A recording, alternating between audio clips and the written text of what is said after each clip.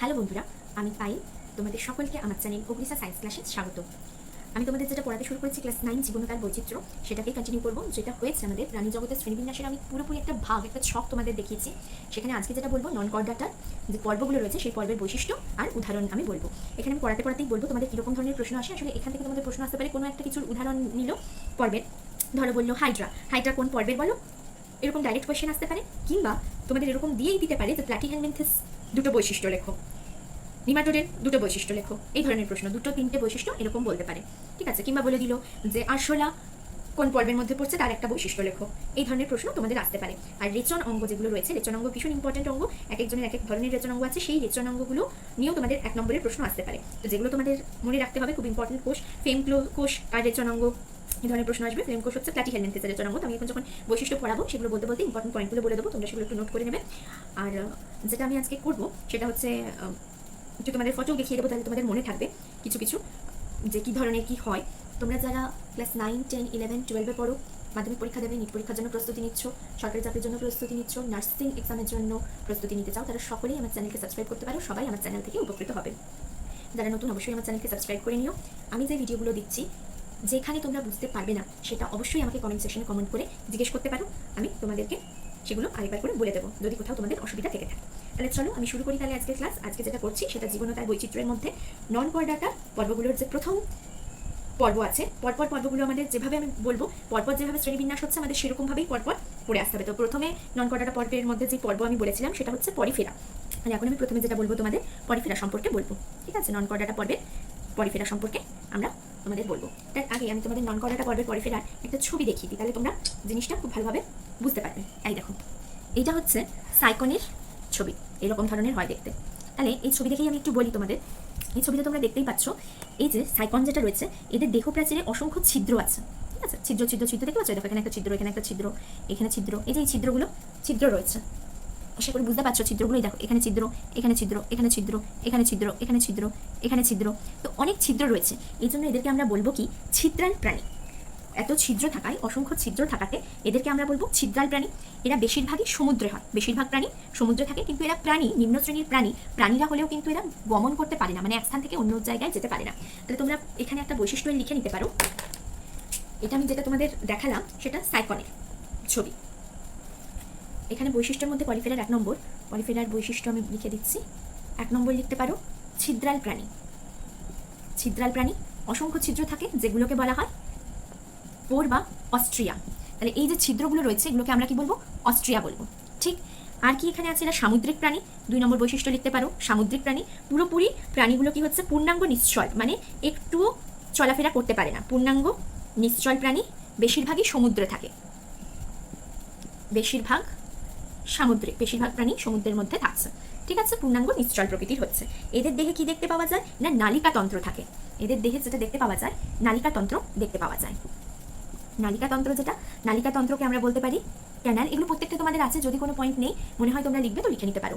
নালিকাতন্ত্র যেটাকে বলা হয় ক্যানাল সিস্টেম, ঠিক। এদের দেহে নালিকাতন্ত্র আছে, ক্যানাল সিস্টেম। এবারে এই যে এখানে একটা বড় ছিদ্র দেখতে পাচ্ছ, এই বড় ছিদ্রটাকে কি বলে, এই বড় ছিদ্রটার নাম হচ্ছে অস্কিউলাম।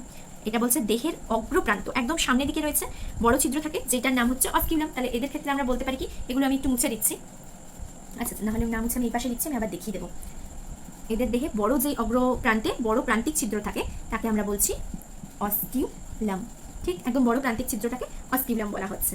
আর কি থাকছে, দেহে ওয়ানোসাইট কোষ পরিবেষ্টিত গহ্বর থাকে। এই দেহের ভেতরে যেগুলো থাকছে, দেহের মধ্যে ওয়ানোসাইট কোষ দেখতে পাওয়া যায়। কি ধরনের কোষ থাকছে, ওয়ানোসাইট কোষ বিশিষ্ট গহ্বর থাকে, অনেকগুলো, এক বা একাধিক গহ্বর থাকে। ওয়ানোসাইট কোষ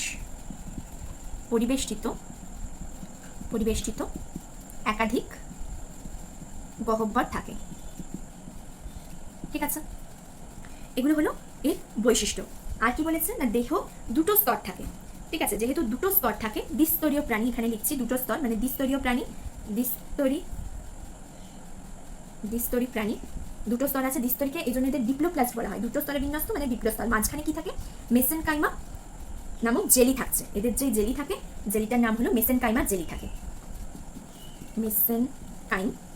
মেসেনকাইম নামক জেলি থাকে, ঠিক আছে। তাহলে এক্ষেত্রে আমরা অনেকগুলো বৈশিষ্ট্য দেখলাম পরিফেরার মধ্যে। তাহলে এরা ছিদ্রাল প্রাণী। ছিদ্রাল প্রাণী যদি হয়, পরিফেরার বৈশিষ্ট্য ছিদ্র, অসংখ্য ছিদ্র আছে, সেই ছিদ্রগুলোকে আমরা বলছি অস্ট্রিয়া। এরা বেশিরভাগই সামুদ্রিক প্রাণী, পূর্ণাঙ্গ নিশ্চয় এদিক থেকে ওইদিকে যাতায়াত করতে পারে না। নালিকা তন্ত্র রয়েছে, নালিকা তন্ত্রকে ক্যানাল সিস্টেম বলা হয়। ঠিক আছে, এই যে ভেতরে নালীর মতো অংশ, এটা নালিকা তন্ত্র রয়েছে, ক্যানাল সিস্টেম বলা হচ্ছে। আর কি থাকে, দেহস্তর দুটো স্তর থাকছে, আর মেসেনকাইম জেলি থাকে। দ্বিস্তরীয় প্রাণী বলে এদেরকে ডিপ্লোপ্লাস্ট বলে। একদম ওপরে অগ্রপ্রান্তে যে ছিদ্র থাকে এটাকে বলা হচ্ছে অস্কিউলাম। আর ওয়ানোসাইট কোষ পরিবেষ্টিত অনেকগুলো গহ্বর দেখতে পাওয়া যায়। এখানে যে এদের নালিকাতন্ত্র রয়েছে, নালিকাতন্ত্রের কাজ যদি তোমরা চাও এটা লিখে নিতে পারো। পরিফেরার যে নালিকাতন্ত্রের কথা বললাম, নালিকাতন্ত্রের কাজ কি? নালিকাতন্ত্র কি করে না, জলস্রোতের সাহায্যে এই যে নালী রয়েছে, এই নালিকার মধ্যে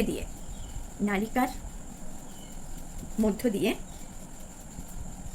জলস্রোতের সাহায্যে এখানে খাদ্য আর অক্সিজেনটা এখানে আসছে। প্রাণী তাহলে শ্বসন চালাতে হবে, অক্সিজেন তো চাই। জলস্রোতের সাহায্যে খাদ্যকণা আর অক্সিজেন দেহের মধ্যে আসে, দেহের মধ্যে প্রবেশ করে। আবার অপাচ্য বস্তু কার্বন ডাইঅক্সাইড জলস্রোতের সাহায্যে দেহের বাইরে নির্গত হয়, ঠিক আছে। তাহলে নালিকার মধ্যে দিয়েই জলটা ঢুকছে, জলটা ঢোকার সময় খাদ্য আর অক্সিজেন দেহের মধ্যে প্রবেশ করায়। আর অপাচ্য বস্তু CO2 যেগুলো রয়েছে সেগুলো জলস্রোতের সাহায্যে দেহ দিয়ে বেরিয়ে যায়। এরপরে নালিকাতন্ত্রের মধ্যে বলছি জল যে ঢুকছে, ঠিক এই যে আমরা দেখলাম এই অস্ট্রিয়া, এই ছিদ্রগুলো রয়েছে, এই ছিদ্রগুলো দিয়ে জল প্রবেশ করছে, অক্সিজেন প্রবেশ করছে, খাদ্য প্রবেশ করছে। আর যেই এই অস্কিউলাম রয়েছে, একটা বড় ছিদ্র, এটাকে অস্কিউলাম বলবো অগ্রভাগে, এখান দিয়ে জলটা বেরিয়ে যায়। জলটা যখন বেরোয় নালিকার মধ্যে দিয়ে, সেখানে কার্বন ডাইঅক্সাইড আর অপাচ্য বস্তুগুলো আবার জলের থেকে বেরিয়ে যাচ্ছে। এটা হলো নালিকাতন্ত্রের কাজ। এবার নালিকাতন্ত্র যদি তোমাদের উল্লেখ করা আছে, তো সেখানে নালিকাতন্ত্রের কাজটা যদি একটু তোমরা মনে রাখো তো ভালো হয়। ঠিক আছে, এটা হলো বৈশিষ্ট্য পরিফেরার বৈশিষ্ট্য হয়ে গেল। এবার আমরা যেটা দেখবো সেটা হলো উদাহরণ। কি বলা যায়? এটা একটা উদাহরণ যেটা আমি তোমাদের দেখালাম, এটাকে বলা হচ্ছে সাইকেল।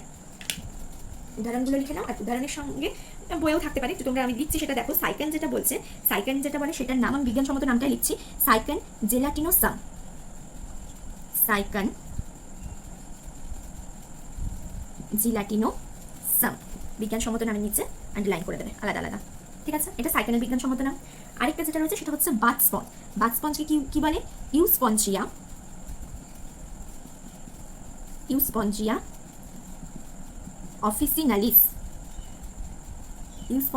অফিসিনালিস।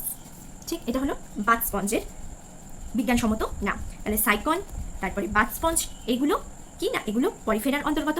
আরেকটা স্পঞ্জিলা, যেটা স্পঞ্জিলাও হচ্ছে পরিফেরার অন্তর্গত। স্পঞ্জিলা সাইন্টিফিক নেমটা কি হয়ে যাবে? স্পঞ্জিলা ল্যাকাস্ট্রিস। ঠিক আছে, এরা মিষ্টি জলের থাকে। আর আরেকটা যেটা রয়েছে সেটা হচ্ছে কি, স্পঞ্জিলার আরেকটা স্পিসিস থাকে, সেটা হলো স্পঞ্জিলা ফ্র্যাজিলিস।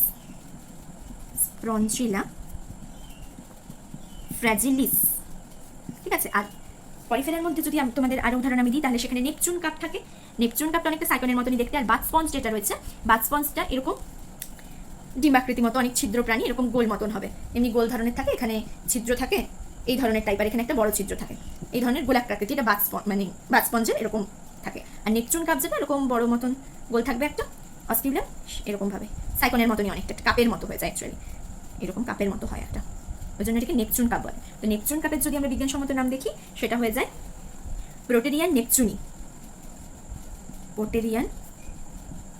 নেপচুনি। এই সমস্তগুলো হচ্ছে পরিফেরার উদাহরণ। তো তোমরা যে কোনো দুটো নাম মনে রাখবে, সাইকন, বাথ স্পঞ্জ, এগুলো মেনলি মনে রেখো তোমরা। নেপচুন কাপটা হয় কাপের মতন দেখতে হয় অনেকটা। ঠিক আছে, তাহলে আজকে এই বৈশিষ্ট্যের উদাহরণ আমি দেখলাম। পরের দিন আবার আমরা যেটা দেখবো, পরেরটা নিডারিয়ার মধ্যে যেটা হাইড্রা পড়ে, সেটা আমরা নেক্সট ভিডিওতে দেখবো। আজকে এতদূর পর্যন্ত। Thank you for watching.